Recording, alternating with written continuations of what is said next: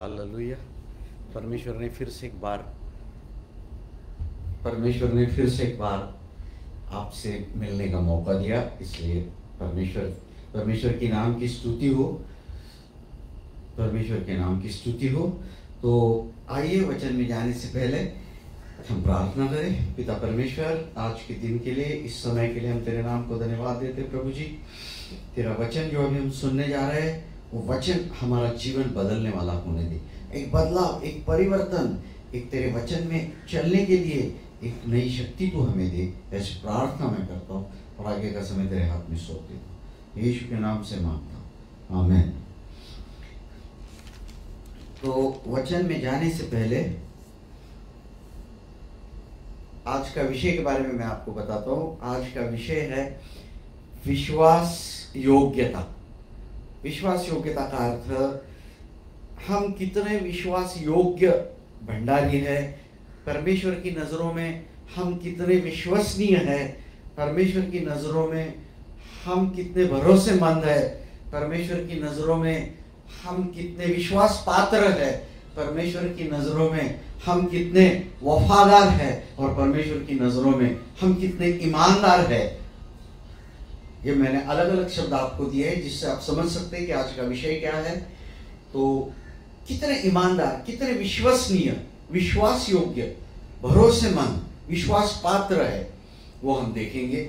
और वचन में जाने से पहले, मतलब वचन शुरुआत करने से पहले हम बाइबल से एक तो वचन में पढ़ूंगा, करंथियों की पहली पत्री 4 अध्याय और 2 वचन।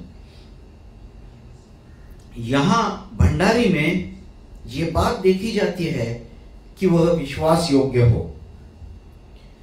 करंथियों की पहली पत्री 4 अध्याय 2 वचन मैंने पढ़ा। मैं एक और वचन पढ़ूंगा, मत्ती की किताब 25वां अध्याय और 21वां वचन। उसके स्वामी ने उससे कहा, धन्य है अच्छे और विश्वास योग्य दास, तू थोड़े में विश्वास योग्य रहा, मैं तुझे बहुत वस्तुओं का अधिकारी बनाऊंगा। ये कोरोना आ रहे हैं, कोरोना का जो एपिडेमिक चल रहा है, कभी लोकस्ट आ रहे हैं, कई अन्य चीजें आ रहे हैं। लोग बोल रहे कि अरे अंत के दिन आ गए, अंत के दिन आ गए। तो अंत के दिन में हमारे अंदर कौन सा गुण होना चाहिए, हमें क्या करना चाहिए अंत के दिन में, यह आज हम थोड़ा सा देखेंगे। सबसे पहली बात है, विश्वास योग्यता के ऊपर बात करने से पहले मैं आपको समझा देना चाहता हूं कि जीवन है क्या, तभी हम विश्वास योग्यता के ऊपर जाएंगे। आपका जीवन के विषय में क्या विचार है? सबसे पहली बात यह है कि परमेश्वर ने आपको इस धरती पर भेजा है और ये जीवन जो है एक टेस्ट है, एक परीक्षा है, इसको आप समझ जाओ। अभी उसके लिए एक उदाहरण मैं देता हूं। छोटे बच्चे ट्यूशन के लिए अपने टीचर के पास जाते हैं और टीचर उनको क्या करती है, होमवर्क देती है और कहती है कल होमवर्क ठीक से करके लेके आना। अच्छा किया तो टीचर से आपको शाबाश, और नहीं किया तो थोड़ा तकलीफ हो जाता है। बिल्कुल वैसे परमेश्वर ने आपको इस धरती पर भेजा है और एक परमेश्वर ने आपको एक असाइनमेंट दिया है, एक सौंपा हुआ कार्य दिया है। परमेश्वर ने इस धरती पर भेजा है, वो कार्य करके आपको परमेश्वर के पास वापस जाना है। तो life is a test. Life यानी जीवन क्या है, एक परीक्षा है। इसको समझना अत्यंत जरूरी है। आपके जीवन में जो यहां पर आप पृथ्वी पर आपको इधर भेजा गया है, तो जीवन का मकसद पहला समझेंगे, फिर परीक्षा के ऊपर जाएंगे। आप जो इस धरती पर आए हैं, तो जीवन का मकसद क्या है? बड़ा नाम बनाना, बहुत सारा पैसा कमाना, या फिर बहुत लोकप्रिय हो जाना, या फिर बहुत सारी संपत्ति, एक विरासत, अपने पीछे जो लोग हैं पैतृक संपत्ति छोड़ के जाना। अगर इन सब चीजों के पीछे अगर आप लगोगे तो जीवन का मकसद खो बैठोगे, क्योंकि परीक्षा में पास होना ये जरूरी है। और परमेश्वर कैसे परीक्षा लेता है ये भी मैं आपको बताता हूं। उससे आप समझ जाओगे कि परमेश्वर आपकी परीक्षा कैसे लेता है। एक वचन मैं पढ़ूंगा, 2 इतिहास 32वां अध्याय और 31वां वचन, 2 Chronicle 32:31। Second Chronicle chapter 32 verse 31 मैं पढ़ता हूं। किसी समय बाबुल के प्रमुखों ने हिजकिय्याह के पास दूत भेजे। उन दूतों ने एक विचित्र दृश्य के विषय में पूछा जो राष्ट्रों में प्रकट हुआ था। जब वो आए तो परमेश्वर ने हिजकिय्याह को अकेले छोड़ दिया, जिससे कि वह अपनी जांच कर सके और वह सब कुछ जान सके जो हिजकिय्याह के हृदय में था। फिर से पढ़ता हूं तब आपकी समझ में आएगा। परमेश्वर ने हिजकिय्याह को अकेले छोड़ दिया, जिससे कि वह मतलब कौन? हिजकिय्याह अपनी जांच कर ले, हिजकिय्याह अपनी जांच कर सके और वह यानी कि परमेश्वर सब कुछ जान सके जो हिजकिय्याह के हृदय में था। जब परीक्षा आई, परमेश्वर ने हिजकिय्याह को अकेला छोड़ दिया। किसने छोड़ा? ताकि परमेश्वर जान सके हिजकिय्याह के हृदय में क्या है। इसको समझना बहुत जरूरी है। परमेश्वर आपकी परीक्षा लेता है और जानता है कि परीक्षा में आप कैसा बर्ताव करते हैं, आपका बिहेवियर कैसा होता है, आप क्या कर रहे हैं, आप क्या नहीं कर रहे, आपका ध्यान किधर है। बाइबल में ये ट्रायल, टेस्टिंग, परीक्षा कम से कम 200 बार के ऊपर ये शब्द बाइबल में बार बार आया हुआ। जीवन के क्षेत्र में परमेश्वर आपकी परीक्षा लेता है, छोटी छोटी चीजों में आपकी परीक्षा लेता है। आपके जीवन में जो भी चीजें होती है, कभी ऐसा मत सोचना, एक विश्वासी के लिए ऐसा सोचना गलत है कि अरे मेरे जीवन में ऐसा कैसा हो गया, अरे मेरी किस्मत खराब है, अरे ये इत्तफाकन ऐसे हो गया, अरे बाय चांस बाय फ्लूक हो गया। ये सब शब्द विश्वासी के जीवन में नहीं होते। बाय चांस, बाय फ्लूक, किस्मत का मारा, मेरी किस्मत ही खराब है, इत्तफाकन ऐसे हो गया, बिल्कुल नहीं। परमेश्वर आपकी परीक्षा लेता है और परमेश्वर के योजना के अनुसार सब चीजें, इच्छा के अनुसार आपके जीवन में सब चीजें होती है। अब ये एक दो उदाहरण देके मैं आपको समझाता हूं। समझो आप होटल में गए और आपने खाना ऑर्डर किया, वेटर के पास, होटल में बैठे खाना ऑर्डर किया और वेटर ने खाना लाने के लिए देरी लगाए और आप इधर गुस्से में आ गए, कितना टाइम ले रहा है वेटर। परमेश्वर आपकी रिएक्शन को देखता है, याद रखें। परमेश्वर देखता है उस समय आपकी प्रतिक्रिया कैसी है। समझो बहुत आप थक के घर में आ गए, पानी वानी पिए और बिस्तरे पे लेटे फैन लगा के, उतने भी किसी ने बेल बजाए घर की। परमेश्वर देखता है आपके चेहरे पे क्या प्रतिक्रिया है, आप कैसे उठ रहे। मतलब गॉड वॉचेस ओवर यू। मैं ये कहना चाहता हूं कि आप कैसे बर्ताव करते हैं। ये भी छोटी सी परीक्षा मैंने आपको बताई। हिजकिय्याह की परीक्षा तो बहुत बड़ी थी। परमेश्वर ने उसको अकेला छोड़ दिया ताकि परमेश्वर उसको जान, उसके हृदय में, हिजकिय्याह के हृदय में क्या है ये परमेश्वर जान सके। हालेलुया। आपके जीवन में जो परीक्षा आती है, वो परीक्षा के द्वारा परमेश्वर क्या जान लेता है, आप परीक्षा में कैसे पास होंगे, आपके विचार क्या है। अगर परीक्षा में सभी लोग पास होते, कुछ लोग फर्स्ट क्लास फर्स्ट आते, कुछ लोग सेकंड क्लास में पास होते, कुछ लोग थर्ड क्लास में पास होते और कुछ लोग 80 लगा के भी पास होते। पास होने में भी फर्क है। मैं चाहूंगा आज जो वचन हम पढ़ेंगे उसके द्वारा क्यों ना हम फर्स्ट क्लास में डिस्टिंक्शन में पास हो जाए। हालेलुया। तो इसीलिए ये देखना जरूरी है कि जीवन के कौन से क्षेत्र में हमें विश्वास योग्य रहना है, जीवन के कौन से क्षेत्र में हमारे ऊपर परीक्षा आ सकती है और जिसमें हमें फर्स्ट क्लास विद डिस्टिंक्शन से पास होना है। हालेलुया। सबसे पहली बात मैं कुछ इलाके आज बताऊंगा आपको, रह गया तो अगले रविवार को हम देखेंगे। सबसे पहली बात है मैं आपको ये बताऊं कि जीवन में जो छोटी छोटी बातें हैं उसको आप कभी नजरअंदाज मत कर देना। मैं एक वचन पढ़ता हूं, लूका की किताब 16वां अध्याय और 10 से 12 वचन। जो थोड़े में सच्चा है वह बहुत में सच्चा है, और जो थोड़े में अधर्मी है वह बहुत में अधर्मी है। आमीन। बाइबल में कहा है कि जो थोड़े में विश्वास योग्य है वो बहुत में विश्वास योग्य है। हो सकता है परमेश्वर आपकी परीक्षा थोड़े में ले ले और आप पास होंगे कि नहीं, ये थोड़े से परमेश्वर जान सकते हैं। ये छोटी छोटी चीजें कई बार उसको नजरअंदाज कर देते हैं हम लोग। बाइबल में कहा है कि जो छोटी छोटी लोमड़ियां हैं उनको आप ऐसे ही मत छोड़ देना। श्रेष्ठ गीत 2 अध्याय और 15वें वचन में ऐसा लिखा है, जो छोटी लोमड़ियां दाख की बारियों को बिगाड़ती है उन्हें पकड़ ले, क्योंकि हमारे दाख बारियों में फूल लगे हैं।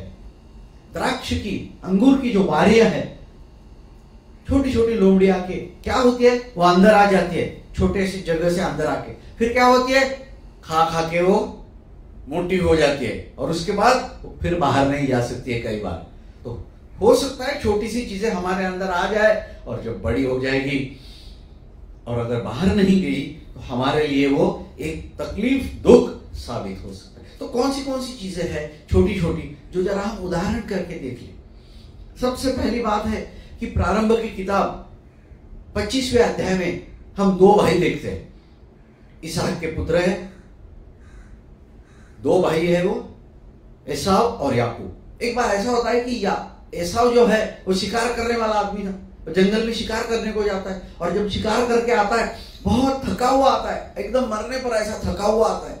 उसी समय जब वो घर में आता है, याकूब वहां पर क्या करता है, मसूर की दाल रहती है ना, लाल लाल दाल मसूर की, वो पकाते रहता है।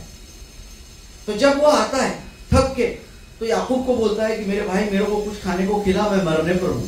तब याकूब कहता है कि मैं तुझे खिलाऊंगा, मगर तुझे एक बात करनी पड़ेगी कि तुझे क्या करना पड़ेगा, अपना बड़ेपन का जो हक है, ज्येष्ठत्व का जो हक है, वो हक तुझे मुझे देना पड़ेगा। बात यह है कि एसाव ने 1 वाटी दाल के लिए अपने बड़ेपन का हक जो है याकूब को दे दिया। थोड़ा आप इधर सोचिए, इब्राहिम को जो आशीष मिले थे, वो इब्राहिम के जो आशीष, बड़े बड़े आशीष इब्राहिम के थे। मैं तेरे से एक बड़ी जाति बनाऊंगा, तेरे द्वारा सारी पृथ्वी आशीष हो जाएंगी, जो तुझे आशीष देंगे उनको मैं आशीष दूंगा, और जो तुझे श्राप देंगे मैं तुझे श्राप दूंगा। ये सारे बड़े बड़े इब्राहिम के आशीष क्या हुआ, एसाव ने सिर्फ 1 वाटी दाल के लिए खो दिए। आप समझ रहे, सिर्फ एटलीस्ट मटर बिरयानी और बटर चिकन वगैरह ऐसा कुछ बड़ी बड़ी चीजें रहती तो भी आप बोलते बात अलग है। 1 वाटी दाल क्या है, छोटी सी चीजें, 1 वाटी दाल, मगर बड़े बड़े इब्राहिम के आशीष चले गए एसाव के हाथ से। याद रखें, एक 2-3 उदाहरण के द्वारा मैं समझा देता हूं। एक आदमी के प्राण की कीमत कितनी है, बाइबल में कहा है मरकुस 8 में कि एक आदमी को अगर आप तराजू के पल्ले में रखेंगे और पृथ्वी की सारी संपत्ति तराजू के दूसरे पल्ले में रखेंगे तो भी क्या है, आदमी के प्राण की कीमत सारी पृथ्वी से भी ज्यादा है। आप इस बात को समझे, सारी पृथ्वी से भी ज्यादा है। अब एक बार ऐसा हो गया कि ये जो लोग थे, लूत उसकी पत्नी, प्रारंभ की किताब 19वें अध्याय में दिया कि जब लूत और उसकी पत्नी जब भाग रहे थे तो परमेश्वर ने कहा था पीछे पलट के मत देखना। अब वो लूत, उसकी पत्नी और दोनों बेटियां भाग के जा रहे थे। चलते चलते क्या हुआ, लूत की पत्नी ने पीछे पलट के देखा। अभी पीछे पलट के देखा तो क्या हुआ, मर गई, नमक का खंबा हो गई। एक पीछे पलट के एक झलक के लिए अपनी प्राण, एक झलक के लिए पृथ्वी की सारी संपत्ति से ज्यादा कीमती चीज तुमने दे दी। 1 वाटी दाल छोटी सी बात है, एक झलक छोटी सी बात है। छोटी छोटी चीजों में बड़े बड़े लोग गिरते। मैं और एक आदमी दूसरे राजाओं की किताब 5वां अध्याय की बात करता हूं। परमेश्वर का बहुत बड़ा सेवक था अलीशा, और उसका सेवक का नाम है गेहजी। जब परमेश्वर के द्वारा अलीशा ने नामान को अच्छा कर दिया, जब नामान जा रहा था, गेहजी भाग के उठे उसके पीछे जाता है। किसके लिए, उससे कुछ मैं ले लूं, संपत्ति, कपड़े। और क्या करता है, जब वो नामान के पास जाता है, अलीशा 2 ही चीजें मांगता है। क्या मांगता है, मुझे 2 जोड़ी कपड़े दे और 1 किक्कार चांदी दे। कितने, 2 जोड़ी कपड़े और 1 किक्कार चांदी। नामान बोलता है 1 किक्कार क्यों, तू 2 किक्कार ले ले। और जब वो वापिस आता है, अलीशा के सामने खड़ा हो जाता है जो महारोग है, जो कोढ़ है, अलीशा के ऊपर और उसकी संतान के ऊपर निरंतर आ गए। इतनी भयंकर बीमारी, लेप्रेसी की, कोढ़ की, महारोग की, अलीशा के ऊपर, उसके संतान के ऊपर भी है। क्यों? 2 जोड़ी कपड़े, 2 पोशाक, 2 ड्रेस और 1 किक्कर चांदी, छोटी सी बात के लिए अपनी जिंदगी गंवाई। याद रखें, हालेलुया। तो छोटी छोटी बातों में आप क्या करें? नजरअंदाज मत करें। उसमें क्या करना है आपको? ठीक से आपको ध्यान देके ये छोटी छोटी परीक्षा में पास होना है। नहीं तो जब छोटी छोटी लोमड़ियां अंदर आ जाएंगी, कहीं बाहर नहीं चली गई, तो एक भारी चीज साबित हो सकती है। हालेलुया। ये पहली बात मैंने आपको बताई। अब एक और भी चाहे बताऊं मैं, एक नजर की झलक। आप जानते हैं परमेश्वर का मनपसंद आदमी कौन है? दाऊद। दाऊद क्या कर रहा था? अपने टेरेस पर घूम रहा था। एक नजर दाऊद ने एक स्त्री के ऊपर डाली, आप जानते हैं, बतशेबा। और क्या हो गया? दाऊद गिर गया। गिरने के बाद व्यभिचार तो किया, मर्डर और खून भी कर दिया उस। एक झलक, यही मैं आपको बताना चाहता हूं। छोटी चीजें आपको गहरे खड्डे में डाल सकती है। इसीलिए जब छोटी परीक्षाएं, ये तो क्या छोटी बात है, नजरअंदाज करके मैं चलता हूं? बिल्कुल नहीं। आपको ये देखना चाहिए कि ये परमेश्वर की ओर से आई हुई परीक्षा है। अगर मैं इसमें फर्स्ट क्लास और डिस्टिंक्शन से पास हो जाऊंगा, तो स्वर्ग में तुम्हारा होगा बड़ा प्रतिफल। हालेलुया। तो आइए अब हम दूसरी चीज के ऊपर चलते हैं कि पहली बात मैंने आपको बताई, छोटी चीजों की परीक्षा। दूसरी बात है वैयक्तिक जीवन में परीक्षा, इन योर पर्सनल लाइफ। पहली बात मैंने आपको बताई, small things. Now we are coming to the second thing. This is the second thing. What is it? ये है in your personal life. Personal life में सबसे पहली बात यह है, वैयक्तिक जीवन में, आपका वैयक्तिक जीवन है जो आपके पास है और परमेश्वर के बीच में, आप टाइम, समय कैसा बिताते? हालेलुया। आप समय को कैसे बिताते?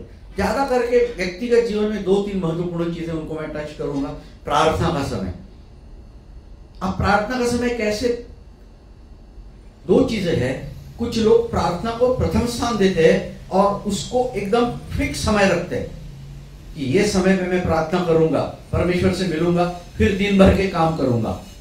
और दूसरे लोग हैं, वो क्या करते हैं, जब रात को सब काम वाम से आ गए, खाना वाना खा लिया, यहाँ पर बैठे, यहाँ तक चादर ओढ़ लेते, थकने के बाद खाना खाया, टीवी की सीरियल वगैरह देखी, सब काम कर दिए, सोने जा रहे, और यहाँ तक क्या करते हैं वो लोग, यहाँ तक चादर ओढ़ लेते हैं और उसके बाद वो क्या करते हैं, बोलते हैं प्रभु तू दूरी से सब चीजें जानने वाला परमेश्वर है, तू जानता है मैं कितना थका हूं, और तू ये भी जानता है कि मैं कौन सी चीजें तुझे मांगने वाला हूं, दूरी से तू जानता है कि हम क्या चाहते हैं।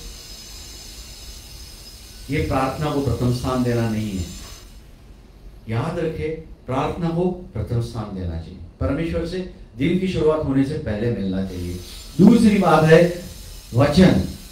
लोग बाइबल पढ़ते हैं, फटक से बंद करके चले जाते हैं, उसके ऊपर सोचेगा कौन?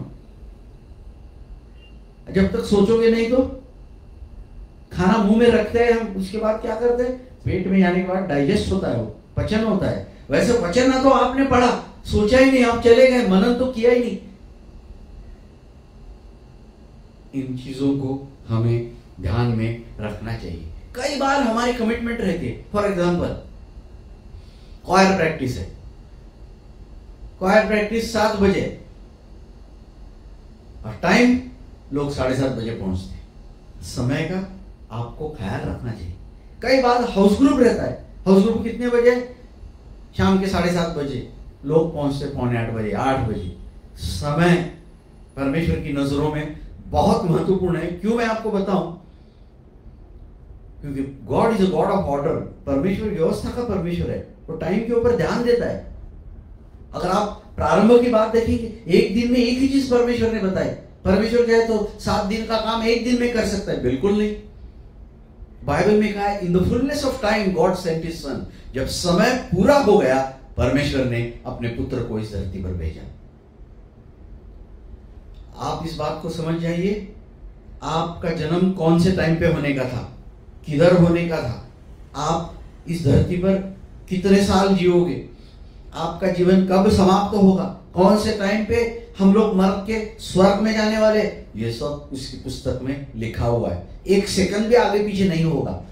थोड़ा आमीन बोलिए। हाँ, ये सब चीजें लिखी हुई है। परमेश्वर टाइम का एकदम पक्का परमेश्वर है, कभी आगे पीछे वो नहीं करता है। इसीलिए हमें भी समय परमेश्वर के साथ व्यक्तिगत एक उदाहरण मैं आपको देता हूं। ये उदाहरण है 2 सैमुएल चैप्टर 20 का है। दाऊद और अबशालोम दोनों अलग हो गए।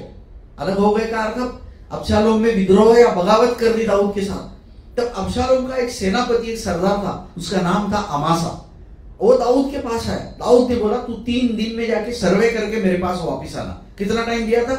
3 दिन का। बाइबल में लिखा है, बड़े दुख की बात, पराक्रमी आदमी था, सेनापति सरदार था। 3 दिन में अमासा दाऊद के पास सर्वे का रिपोर्ट लेके पहुंचा नहीं, और बाद में मर गया। योआब ने उसको मार दिया। क्यों? क्योंकि 3 दिन तक वो सुरक्षित था। टाइम नहीं रखने के कारण अमासा को अपनी जान से हाथ धोना पड़ा।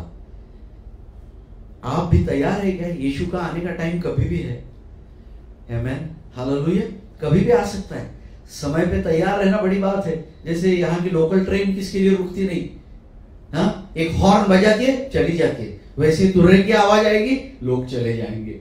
हमें समय पे तैयार रहना चाहिए। बाद में तैयार होना बहुत भारी पड़ेगा आपको, या मौका मिल भी नहीं सकता है।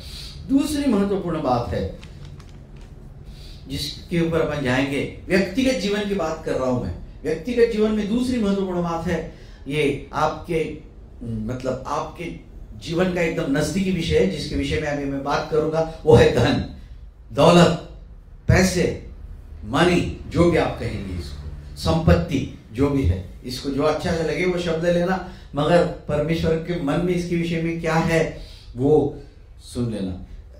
एक वचन में पढ़ूंगा, मत्ती की किताब 22वां अध्याय और 21वां वचन। उसने उनसे कहा, जो कैसर का है वो कैसर को दे दो, और जो परमेश्वर का है वो परमेश्वर को दे दो। उसने मतलब किसने? यीशु ने उन लोगों से कहा। हालेलुया। यीशु ने उन लोगों से कहा, जो कैसर का है कैसर को दे दो, जो परमेश्वर का है परमेश्वर को दे दो। परमेश्वर ने पहले किसका नाम लाया? कैसर का। उसका अर्थ क्या है?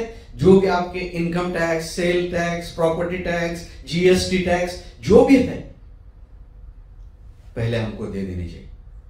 इनकम टैक्स नहीं भरा और परमेश्वर को टाइप देने जा रहे, ना ना ना। परमेश्वर ने पहला नाम किसका लिया है? कैसर का कैसर को दे दे। तो हमें क्या करना चाहिए? कैसर का कैसर को दे दे। दूसरी बात हो गई दशांश। कई बार मैं सुनता हूं, कई प्रचारक बोलते हैं कि दशांश देना ही नहीं चाहिए, नए नियम में ऐसा लिखा नहीं। तो यीशु कहता था ना, परमेश्वर का परमेश्वर को, कैसर का कैसर को, परमेश्वर का परमेश्वर को, जब तक मैं जिंदा हूं तब तक देना, मेरे मरने के बाद टाइप मत देना। ऐसा क्यों नहीं कहा यीशु ने? गलत शिक्षा जो आती है आजकल, थोड़ा संभाल के सुनना। परमेश्वर का जो है वो परमेश्वर को दे दो। हालेलुया, आमीन। परमेश्वर का परमेश्वर को दे दो, और जो कैसर का है कैसर को दे दो। देखो, और वो जो तो देना है वो भी आनंद से दे दो। दशांश देके जो दान है वो परमेश्वर को आनंद से दे दो। परमेश्वर ने एकदम स्पष्ट रीति से कहा है, मत्ती की किताब 6वां अध्याय 24वें वचन में, तुम 2 स्वामी की सेवा नहीं कर सकते। तुम परमेश्वर और धन की सेवा नहीं कर सकते। एक से बैर रखोगे, दूसरे से प्रेम करोगे। जो परमेश्वर ने कहा है जो तुम नहीं कर सकते, कई लोग वो करने की कोशिश कर रहे हैं आजकल। परमेश्वर ने कहा नहीं जमेगा, तो भी लोग कोशिश कर रहे हैं, धन की भी सेवा कर रहे हैं और परमेश्वर की भी सेवा करने की कोशिश। बिल्कुल नहीं हो सकता है। परमेश्वर की तो परमेश्वर की सेवा करो, धन की तो धन की सेवा करो। क्यों? नहीं तो क्या होगा? 1 तिमोथी 6:10 में ऐसे लिखा है, 1 Timothy 6:10, the love of money is root cause of all evil. क्या लिखा है? द्रव्य का लोभ, पैसे का लोभ, जितनी बुरी चीजें हैं उन सब की जड़ है। आजकल आपको दुनिया में क्या क्या बुरी चीजें दिखती है? जो भी बुरी चीजें आपको दिखती है, हिंसा है, मर्डर है, खून है, व्यभिचार है, अशांतता है, ऑल, बाइबल में क्या लिखा है? ऑल, सभी बुरी चीजों का जड़ क्या है? पैसे का लोभ। मतलब कोई बुरी चीज दिखती तो आप तुरंत समझ लेना, अरे पैसे का लोभ है, कहीं मेरे मन में तो वो नहीं है। हालेलुया। ये बड़ी महत्वपूर्ण बात है, इसको समझना अत्यंत आवश्यक है। मैं ज्यादा नहीं कहूंगा, परंतु प्रेरितों के काम 5वें अध्याय में ऐसे लिखा है, 2 लोग थे, हनन्याह और सफेरा। क्या किया हनन्याह और सफेरा ने? हनन्याह और सफेरा ने अपना घर बेच दिया और उसके बाद कुछ पैसे निकाल के रखे, जिनके कारण देना पूरा चाहिए था।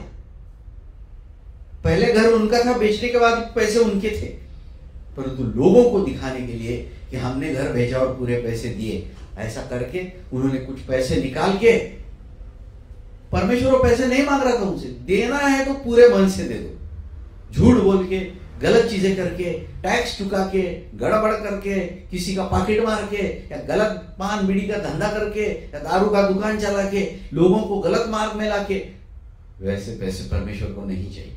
उसको तुम क्या दोगे? सारी सृष्टि तो उसकी है, क्या दे सकते तुम उसको? तो ये नहीं चाहता, पर इससे क्या हो जाता है? हमारा समर्पण उसकी समझ में आता है। ये भी तो एक परीक्षा है।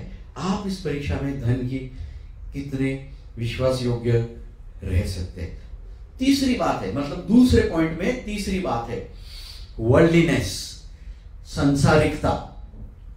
अपना अच्छा शब्द अगर मैं वापरूं तो दुनियादारी, जो आपकी समझ में आएगा। दुनियादारी में हमें दुनियादारी से थोड़ा बच के रहना चाहिए। एक वचन में पढ़ता हूं, 2 तिमोथी 4:10, तिमोथी की दूसरी पत्री 4 अध्याय 10वें वचन, क्योंकि देमास ने इस संसार को प्रिय जानकर मुझे छोड़ दिया है। देमास ने क्या किया?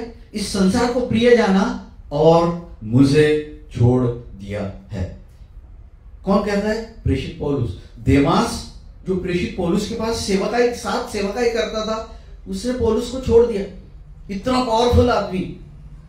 अब एक बात को समझ जाओ, जिसके शरीर के ऊपर से रुमाल निकाल के लाए तो भी लोग अच्छे हो जाते थे। ऐसे आदमी के साथ रहना बोले तो कितनी बड़ी बात है, मगर इतने पावरफुल आदमी के साथ में रहने के बाद देमास उसको छोड़ कर गया। मतलब एक और भी चीज पावरफुल है जिसने देमास को खींच लिया। वो कौन सी चीज है? वो दुनियादारी। हमें इससे हमें बच के रहना चाहिए। क्यों? क्योंकि जब आप दुनिया में जाओगे तो दुनिया में क्या है? Pride of eyes, pride of flesh, lust of the eyes and lust of flesh. आंखों की अभिलाषा, शरीर की अभिलाषा और जीवन का घमंड। इसके साथ आपकी सहभागिता नहीं हो सकती। संसार में जाएंगे, उनके आचार विचार सब चीज आप सीख के आएंगे, परमेश्वर के साथ नहीं चल सकते। आमोस 3:3 में लिखा है, परस्पर एक मत नहीं होंगे तो 2 आदमी साथ कैसे चलेंगे? संसार में क्या है? संसार में शैतान है। बाइबल में कहा है, इस धरती का, इस पृथ्वी का अधिपति कौन है? शैतान है। आप और आपका देह भी तो है साथ में, वो कंटिन्यूअसली इन टच विद शैतान। वो शैतान के साथ हमेशा स्पर्श में रहता है। और बाइबल में कहा है 1 कोरिन्थियंस 15:33, बुरी संगति अच्छे विचारों को खराब कर देती है। आपके मन में संसार के प्रति क्या विचार है? आप कितने इन्वॉल्व है आपकी फ्रेंडशिप और आपके जो ऑफिस के कलीग्स और आपके फेसबुक के दोस्त, ट्विटर के दोस्त, इंस्टाग्राम के दोस्त या जो भी अन्य लोग हैं उनके साथ आप कितने इन्वॉल्व हैं? अगर परमेश्वर परीक्षा लोगे तो 3rd क्लास से पास होगे कि 1st क्लास से?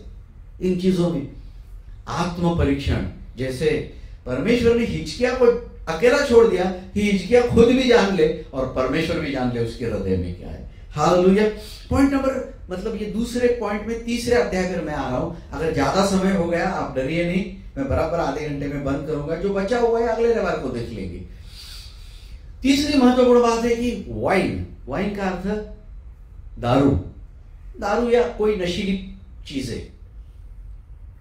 जिनको इसके ऊपर में थोड़ा सा मैं आपको बताऊं, जिनको जो लोगों को कई बार किडनी स्टोन हो जाता है ना, कई बार मुझे थोड़ी बहुत तकलीफ होती है ऐसे, किडनी स्टोन, पथरी की बीमारी।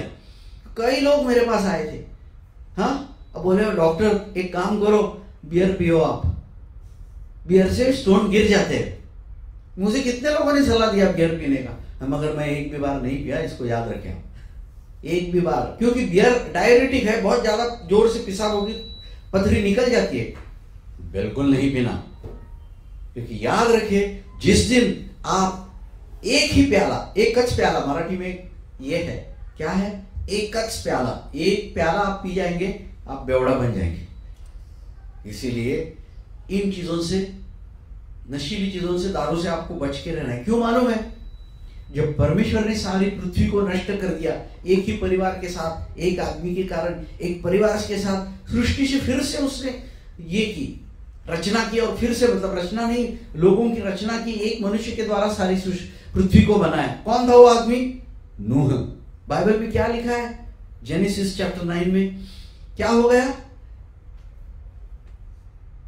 जेनेसिस चैप्टर 9 में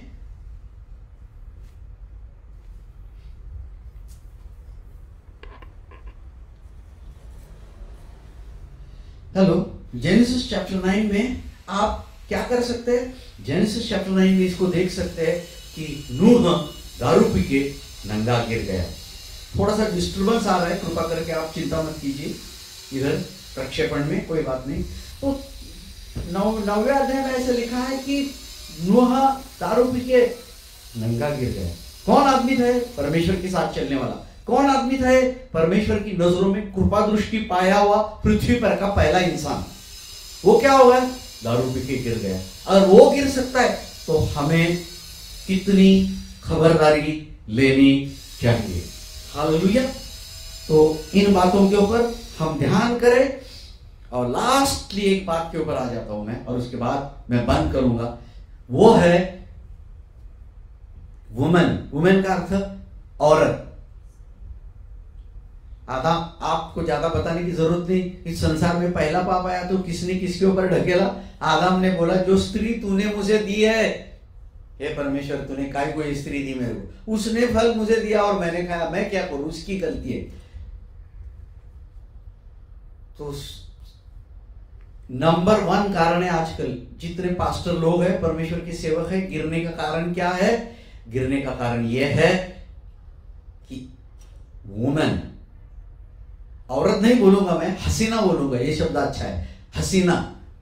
हसीना बोले तो किसी को भी अपने चपट में खींच लेती है वो। एक उदाहरण मैं देता हूं, जैसे मैंने कुछ देर पहले बताया, दाऊद गिर गया, परमेश्वर का मनपसंद आदमी, आराधना वर्शिप करने वाला, उसके समान कोई नहीं था उन जमाने में। कितने साम्स उसने लिखे, आधे साम्स भजन संहिता उसने लिखे, मगर बत्शेबा के कारण गिर गया।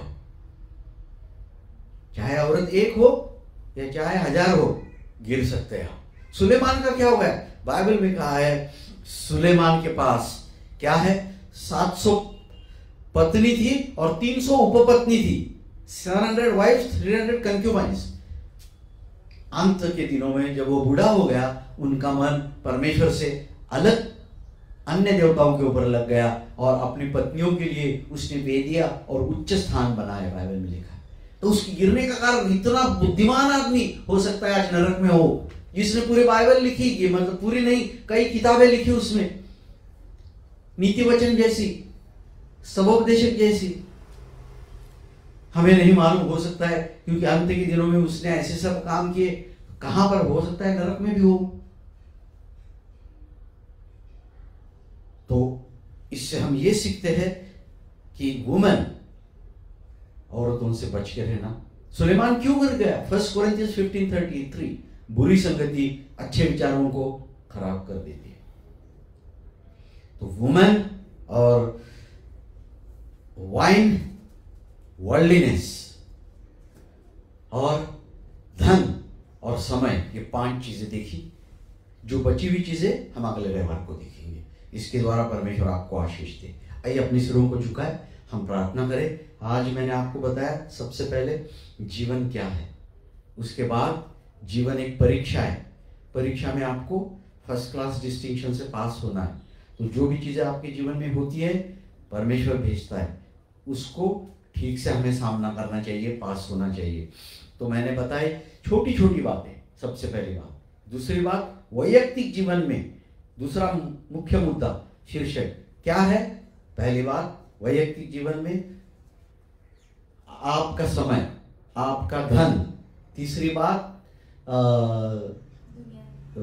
दुनियादारी, वर्ल्डलीनेस, दुनियादारी, और उसके बाद वाइन यानी कि दारू या नशीली चीज, और लास्ट में वुमन यानी कि औरत। ये 5 चीजें हैं टोटल, इनको याद रखें। आमीन।